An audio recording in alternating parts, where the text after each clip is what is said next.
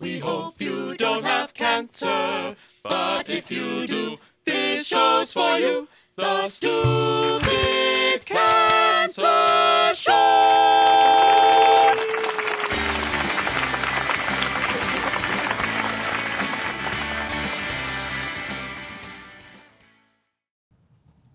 Hey guys, welcome back to another exciting episode of the Stupid Cancer Show right here in downtown Manhattan at YouTube Studios of Stupid. I just made that up. We don't really have, well, I guess it's a YouTube studio. Anyway, I'm Matt, the founder of Stupid Cancer, and we are here today with DJ Cherish the Love. That's me. I'm DJ Cherish the Love. That's right. Hi, and it's so great to be here with you. No, it's super exciting. Why DJ Cherish the Love beyond the fact that that's just awesome anyway? You mean my name? Yeah. Oh, well, so Cherish is actually your name. Well, yeah. My full name is Cynthia Cherish Malaran. Yeah. Cherish is actually my middle name. My mom was going to name me originally Cherish as my first name after the Association song. Oh, really? Yeah, yeah. Cherish is the word I use to describe, so on. Lots of music. We're going to talk a lot about music in Yeah. this. So, funny story is, and my soon-to-be uncle and aunt come into the hospital when I was born, and my mom's like, "Welcome to the family. Why don't you name my daughter?" Who does that? Yeah. So he names me Cynthia. Cherish becomes my middle name. I'm a kid born in the 70s, so here comes the 80s. Kool and the Gang Cherish and Madonna's Cherish come out, and I'm teased. It's like the word I used to remind me of your love. Sorry, I'm so sorry.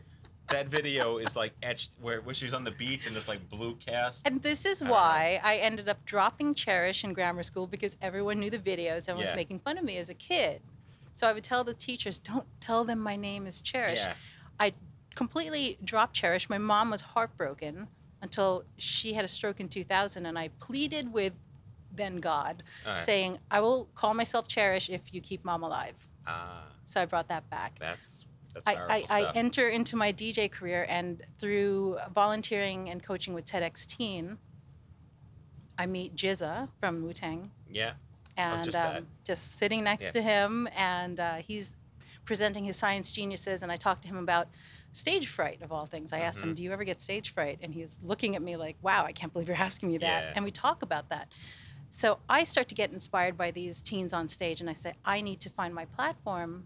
And I ask myself, what should my DJ name be? And he shouts at me, CherishTheLuv, as if he answered what was in my head. That's awesome. And that became, and it's Love, L-U-V, yes, because Twitter wouldn't let me spell it with one more character. And that is exactly what happened. And it became great branding. Yeah.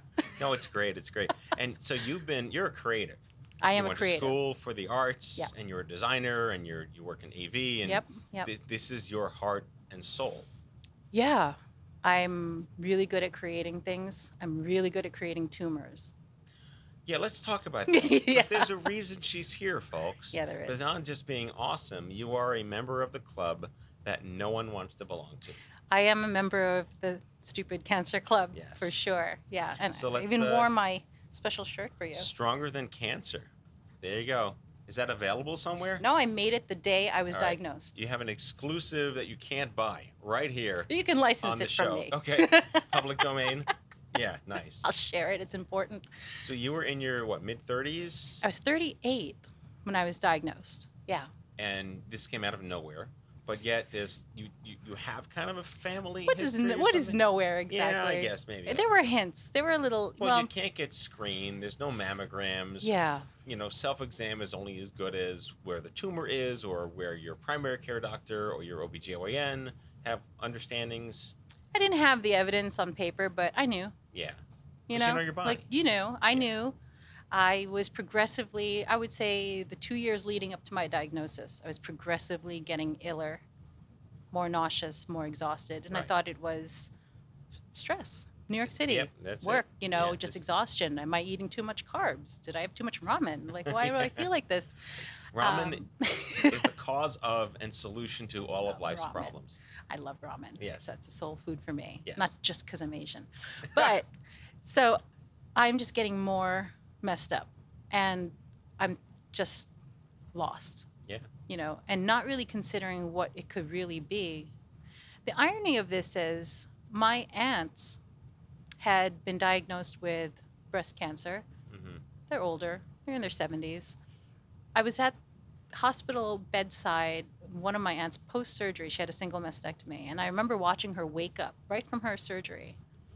And she went like this, looking for the breast. And I was like, whoa, it's gone. That scares me. And I said, that's not going to happen to me. It happened to me twice. Famous last words. Yeah, so I'm a double mastectomy, no reconstruction survivor. And I have it in my family history, but we didn't really talk about that. So my aunts had it, but then I realized when I was diagnosed, so did my father. So when I was in high school, he had a lumpectomy. So this is the 90s, early 90s. We didn't talk about that then. Not men. No, that was a hush campaign. Yeah. Oh, that was like so shameful or something. I don't even know the word. So I remember him having surgery, having his lumpectomy, and then people saying, oh, your dad had surgery in his shoulder.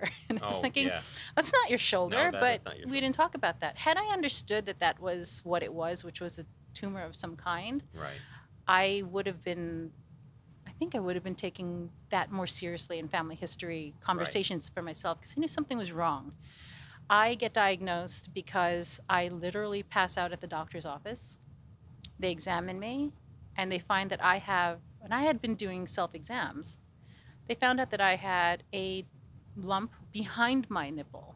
Which is not, like, how do you kind even, of a searchable. Every diagram you see, there's like, you know, a way to do around the clock. Right. In your armpits. Yes. How do you stick your hand? You can't. No. But they knew from experience that one side felt so different from the other.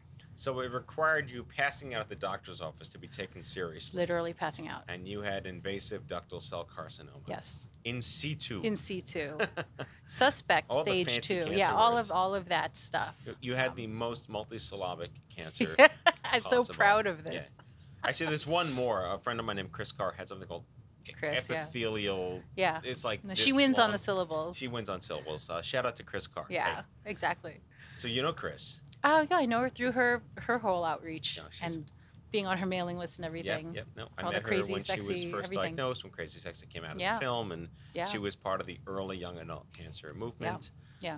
Which you've now officially discovered unintentionally. Yeah. I'm happy to be part of the club, and it's a weird club. It's a horribly but there are a lot of rock stars in this club. It is. The tragic thing about it is that there are going to be new members all the time. 70,000, 72,000 Gen Xers and millennials diagnosed every single year, and they all need a family. And I'm happy to be here for that, and I do that in my public speaking. Let's talk more about your art, your craft, what you're up to, and we have a lot of musicians and artists and painters and sculptors in our family, and you know, how does a life-altering, sort of a check-in on your immortality complex really change the way you perceive being creative and expressing yourself?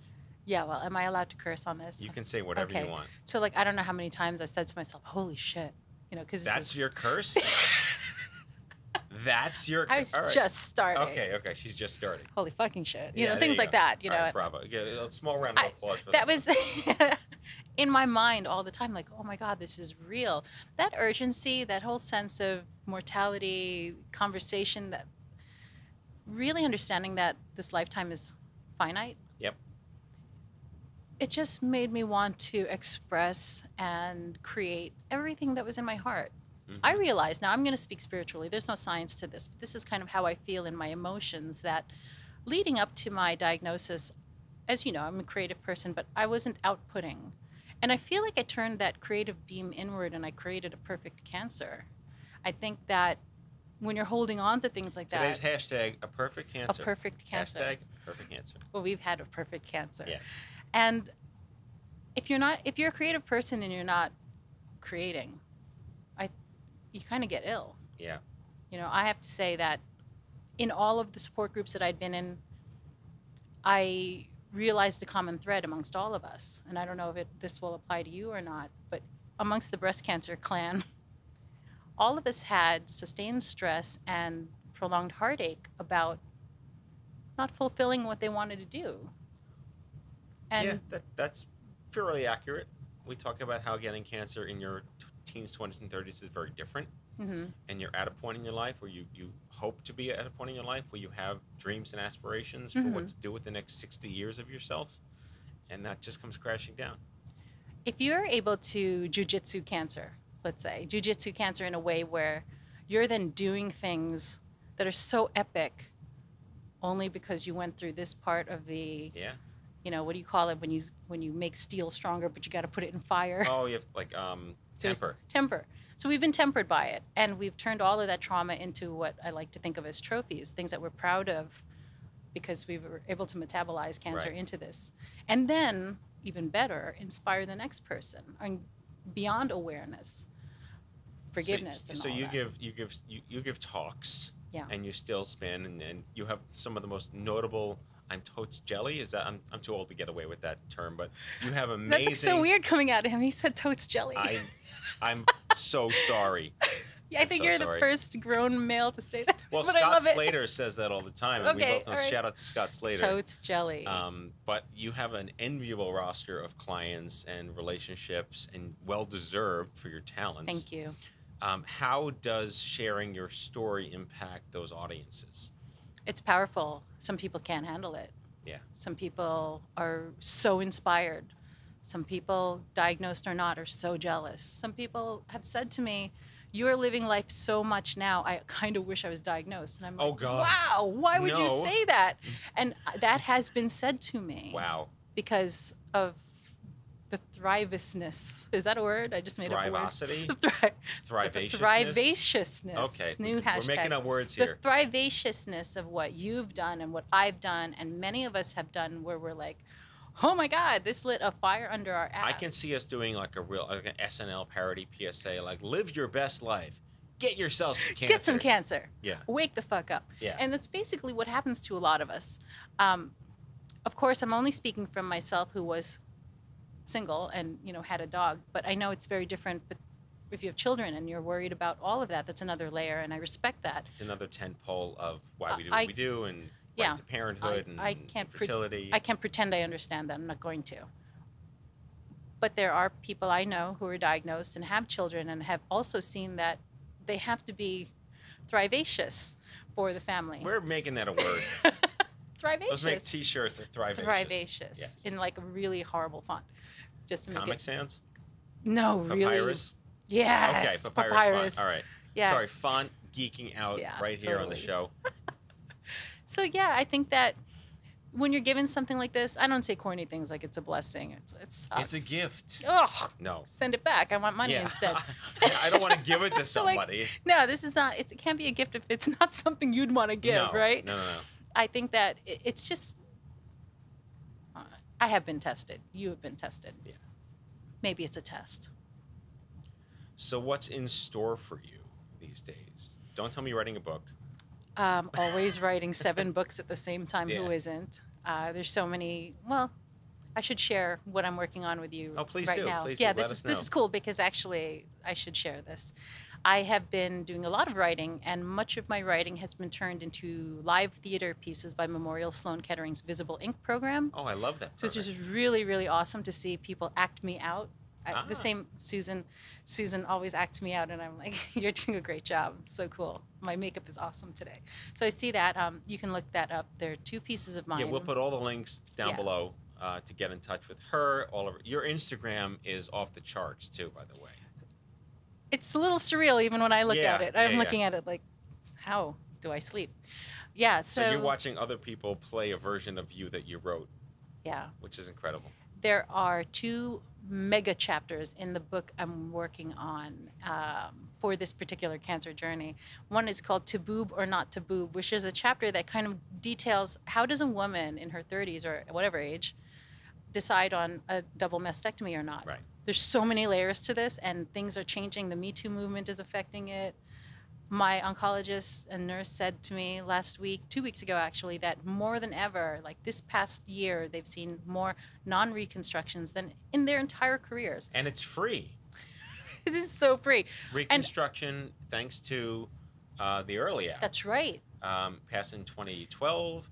If you don't know this, reconstruction for breast cancer in young women is free for life as basically recompense for what you had to go through.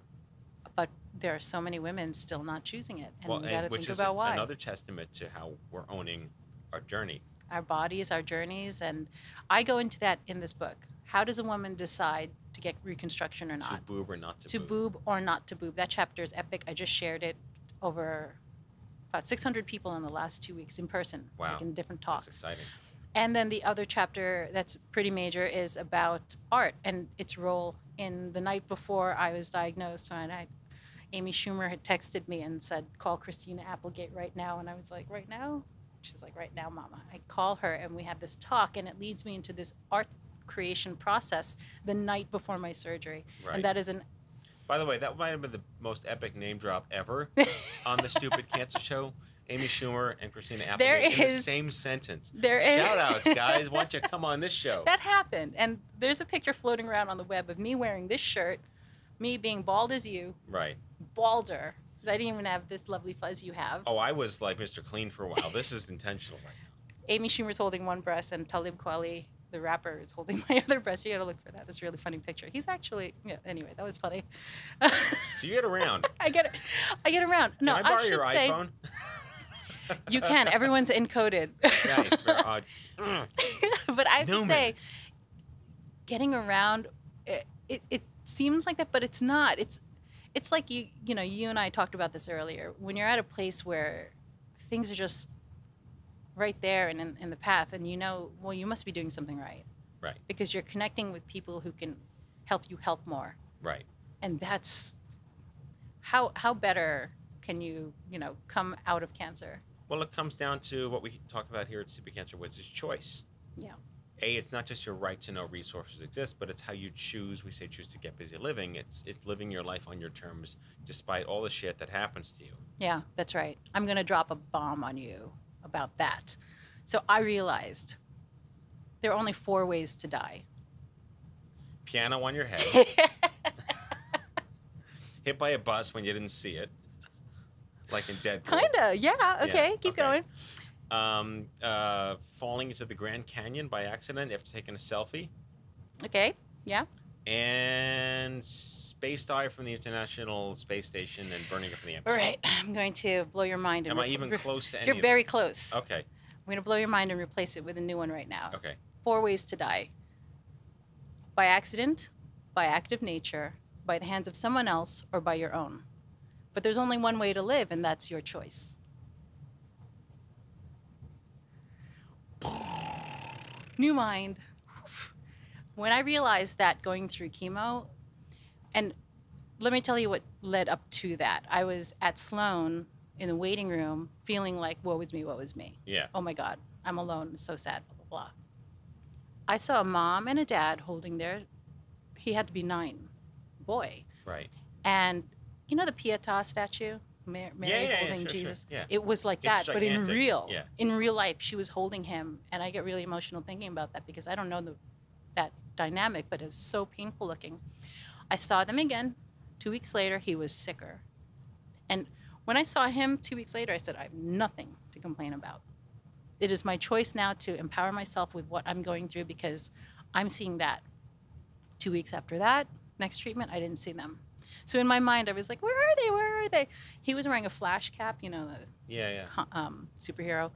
I went to eBay, bought a flash cap, and I just have it hanging in my living room because I keep telling myself he's alive and his thrivosity is high. Yeah. Because I need to tell myself that, you see kids going through it. It's a whole other thing. So let's get to what your takeaways are. What is it you want people? I mean, we kind of summed this up. Live your best life, make the best choices. But and I hate this question, but I ask it anyway. Yeah. Pick one thing that people want to walk away from when they experience you. You're still alive. You're so alive. You're so alive. You're breathing. Like anything that you think you can't do, just I would say challenge that. There's so many people I've spoken to, once they got diagnosed, they're like, I can't survive this. And I'm like, please challenge that. I live and breathe by the mantra, don't listen to what the world tells you has to be done. That's right. And in your mind, put your mind right. We live on one planet, and there's like 7.3 billion worlds. And they're all on Facebook. But think about it. All of our minds are like our own little world, and we get to custom create that, right? On this one planet, 7.3 billion worlds, you get to design the world in your mind. why not make it like fun and survivally and thrivish? Thrivosity. High thrivosity. Well, on that note, I am thrilled. I learned new words. We make up words here. This This whole, is good. I don't That's even good. know what goes on in the studio, but I am just inspired and overwhelmed at your energy and the drive-by that you made. You made the choice to come here. Yeah. And double down on your story and your courage and what Well, you so went many through. people said we had to eventually meet. Well, I mean, that's enough. This is People another tend thing. to say if I don't talk to certain people, they'll stop being my friend. And if that happens to other people and I'm on the receiving end, I'll take that too. I get it. But your story's amazing. You are getting busy living. You are thrivosity-ifying your... all right, we're done. DJ Cherish the Love, thank you for joining us for another exciting episode of the Stupid Cancer Show. And we'll see you back here next time. Goodbye, folks.